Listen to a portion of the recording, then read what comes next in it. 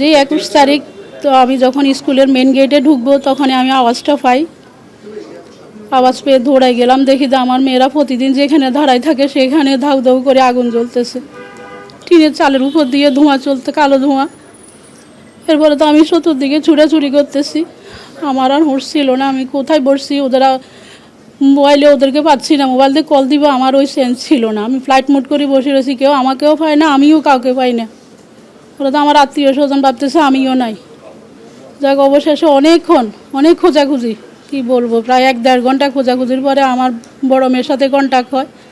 বড় মেয়ে বলতেছে আমু বাংলাদেশ মেডিকেলে আসো, ওরা ওখানে আছে।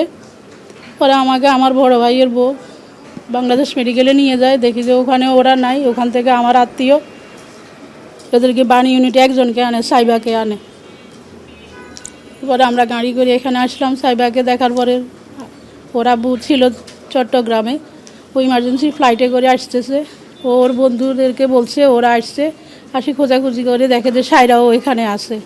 সাইমাকে পাওয়ার পরে সায়রাকে পাওয়া গেছে। ইমার্জেন্সিতে ওদের ড্রেসিং ব্যান্ডেজ চলতেছে। এরপরে তো আমরা আসি উপরে।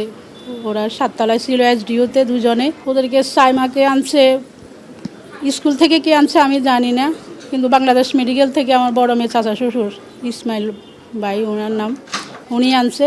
আর সায়রাকে কে আনছে আমরা জানি না।